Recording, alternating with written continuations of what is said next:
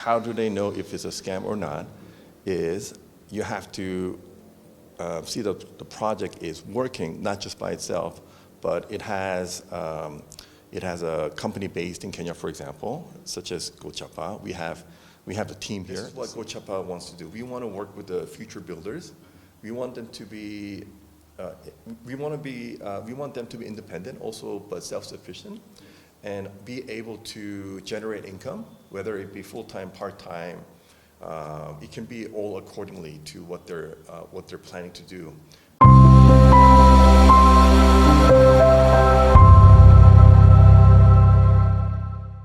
Hello nice people, welcome back to my channel. I'm Vicky Vikina, and today I'm graced with one and only Sam Kim, the visionary behind the Skuma Ventures missionary. Hello, how are you? I'm very good, thank you. Nice to meet you. Thank you for having me. So my name is Sam Kim. Okay, sorry.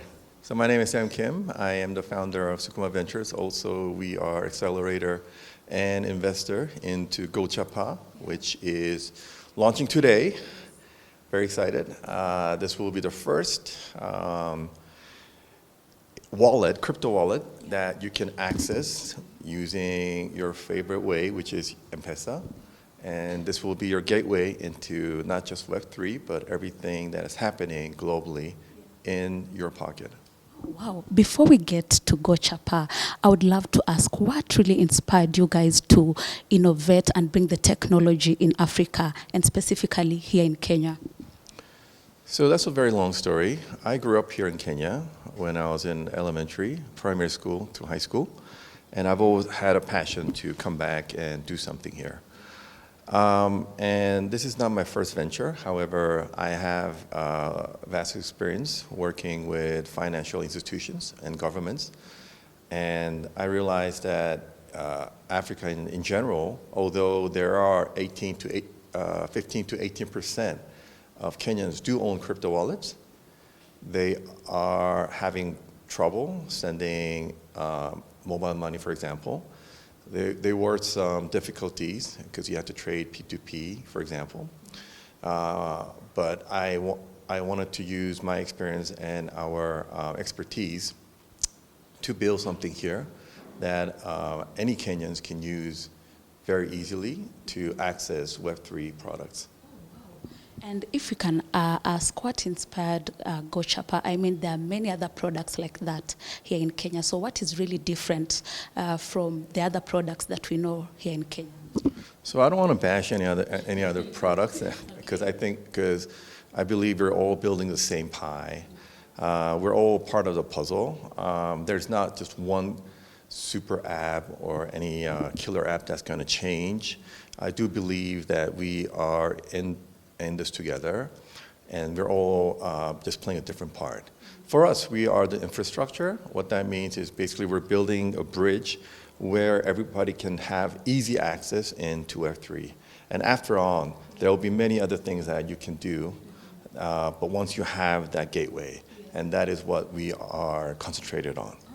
That's nice. I've seen on that product that Kenyans will be able to use as low as 200 to register. Can you tell us basically step by step, how does this whole thing work? Sure. So basically 200 shilling is not an amount that we chose, but it is a smallest fraction of Bitcoin that we would receive. And if the prices do fluctuate, obviously that amount could change up or down. However, I thought, when you go out and have food, for example, it costs around 200. Uber costs 200. So I thought 200 was a good number. Exactly. And the key element of this is I want people to have the experience. Once you have the experience of easy access, and once you go over that barrier of creating a wallet, creating the all the complicated part of a blockchain. And once you use that 200 or 300 shillings, then you get used to the system. And I believe that once people come into Gochapa, go through a few experiences, then they'll have no barrier into walking into Web3 and other crypto related projects. And if I can say, one of the downsides, of such products, especially here in Kenya, it's to convince the youth or the consumers that this is indeed real. How will you, go about that to be able to convince the youth? Because, most of the people are getting scammed, if I can say, through other products that, is being introduced in the market. So how are we going to do this in that to show, your consumers, Kenyans, that indeed this product is legit? You bring a really good point, and I get this question a lot from the media, from the people, investors, our users as well. I think it's critical that once, when there's an entry to new technology, of course, you do have to do your research and find out. I believe in the first phase there were a lot of scams, and obviously a lot of people were taking advantage of the easy access, for example, easy access of transferring capital in and out of the country without the limitation of FX laws, for example. And also, I know that there's a lot of projects taking benefit of, younger, like you mentioned, like younger generation, uneducated generation, and also people who are not ready to be financially, for example, inclusive. However, I believe the critical part is that we have to work with the government, and what that means is you have to be compliant with the law. I know currently there is no law, but they are working on the law, and I believe the virtual asset service provider license the bill will be passed sometime this year. Thus, having companies comply with the law, and for example, being transparent with all the capital flows. Number one. Number two, doing a KYC, which means know your customers. So basically, you have database of all your customers. For example, Gochapa, I believe you're the first company in Kenya that received a data handling license. So all the data that we have is actually open to the government and to the users.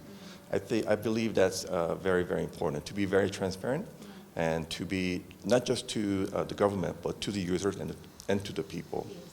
So to go back to your question, how do they know if it's a scam or not, is you have to see that the project is working, not just by itself, but it has a company based in Kenya, for example, such as Gochapa. We have the team here, the CEO is here.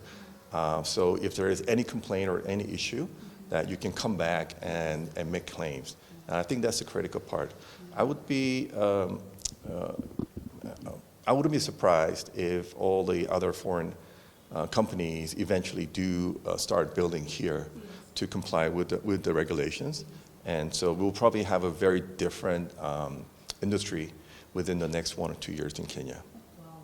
First of all, congratulations. I know Gochapa will be launching now tomorrow, So far, so good. What has been the challenges that you've had in that, the launch will be successful tomorrow? What are the challenges that you've faced so far?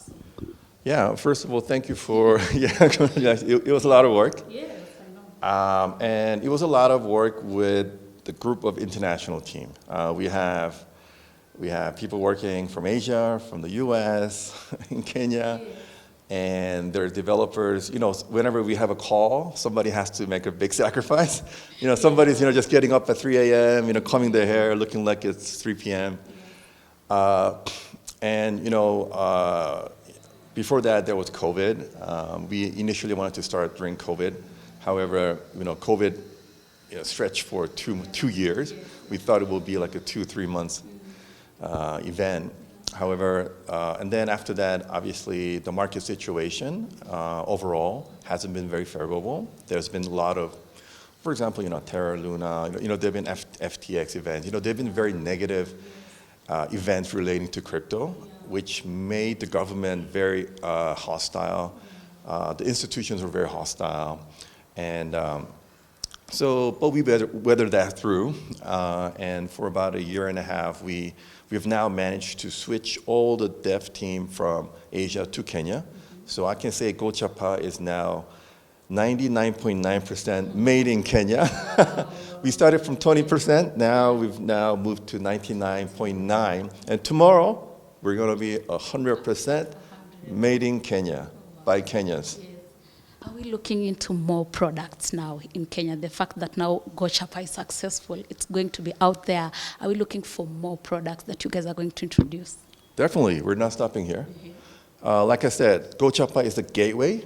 Once you have the gateway, it's sort of like a bridge. I don't know if you guys remember, but when I was living in Kenya a long time ago, there was no bridge in Mombasa, and there was 2 ferries going back and forth. Yeah. And if you miss one ferry, you wait 4 hours. Exactly, and then there's always a problem. The fuel runs out, and sometimes there's a time we couldn't catch the ferry, and we had to stay. We couldn't get into the island. But Gochapa is the bridge, basically. We are the bridge. So you don't have to wait anymore. You just get to Web3 right away. Yes. It's easy as that. And once you have that bridge, there's so many things now that you can start building on the other side. Yeah. For example, and it's not just upon us to do it. There will be other developers, builders, local projects, local companies that will be now building on top of the platform. And so I'm very looking forward to working with Kenyan and East African builders and trying to transform the whole spectrum of this industry. Mm-hmm. So we're not just here selling you Bitcoin. That is not our business. Yeah. Yes. Okay, and now what's the future now? What's the future after Gochapa is out there? Now what's the future? The future is going to be very interesting. I wish I knew the future. I wish I knew. If I did tell you, it would be a lie because chances are it's going to be very, very different. One thing I can definitely let you know is in a year or two, you're going to see huge projects coming out of Kenya. Huge projects. The reason why I say this, 2017, there were thousands of ICOs done in Asia, thousands done in Europe, and thousands done in the US. Maybe 10 done in Africa. So I'm not saying that ICO is going to have another boom, but what I'm saying is there were so many good projects, so many good builders here, they just didn't have the gateway. Gateway meaning gateway into the Web3, also gateway into funding, access to venture capital, for example. So I think once we have this gateway, there's going to be tons of projects coming out of Kenya, and we want to help the builders get into the global space. Yes. And of course, Gochapa being a crypto, cryptocurrency kind of product, what challenges do you think this such kind of product face in the market, despite doing everything to ensure its success in the market? So yes, that's a very good question. Can I break down the question? Yes, Gochapa is not a cryptocurrency product because we are a wallet. So basically what we do is we are a wallet that provides all other cryptocurrencies into one wallet. Yeah.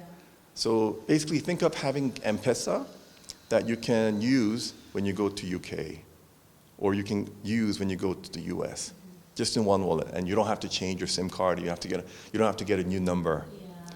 So I think that's the right way to put it. Mm-hmm. And regards to the other cryptocurrencies, currently, we're going to be providing the most traded cryptocurrencies. However, like I said, we want to start now offering cryptocurrencies that are built in Africa to the global stage. So we're going to be very focused on building cryptocurrencies in Africa in the future. Okay. Do you guys have any strategies to ensure that indeed these products are now seen with every Kenyans? So that's a very good question, and it's something that we and our marketing team is focused on every day. I believe that the current young Kenyan generation is very tech-oriented, and they grew up with M-Pesa, for example. They grew up with smartphones. They grew up with the internet. So I think the entry barrier is very, very low. However, because like you mentioned, you already have a system that's working very well, And to make that transition, there's skepticism with scams and bad news. So for us, we don't want to overwhelm people and say, you got to use this and you got to go do that. But we just want people to experience it. So slowly, pole, I want people to experience the product and also by word of mouth, spread the news on Gochapa. Now for the people watching us, they'd love to know, okay, I'd really want to, to try this product that these people are introducing in the market. How can they do it now? And how can they reach these products? Is there a website, something of this? Sure. You can reach us at the website, gochapa.io or .com, and you can download our product from tomorrow on Google. Not from today. Well, you could. Yes. Oh, then it's today. Yes. So yeah, and you can download us on Google and start trading right away. It's easy as that. Opening an account will take you less than 1 minute, and you can start trading. Like I said, you can start trading the 20 most traded cryptocurrencies. Very easy. So, what are the securities? The assurances of the security of those who want to venture into this? That's a great question. I think security is the number one concern that every founder, every builder has to associate with once you're building a project in cryptocurrency. And the reason is because there's so many hackers out there. Yes. And for example, in my previous exchange, we had white hackers. White hackers are the hackers hunting down hackers. And in average, we were getting hacked about 10 or 15 times a day. And we were a very small exchange. So imagine what's going to happen with the bigger exchanges, right?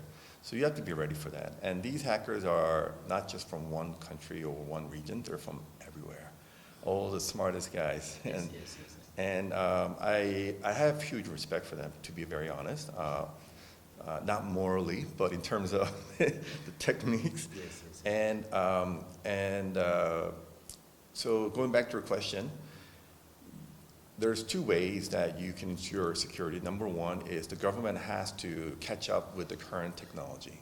And the government needs to provide a certain regulation, a regulatory framework where all the companies abide by to ensure that they are providing security for the users. Because in the end, it's all about the users, right? It's all about the users and the investors that we're trying to protect.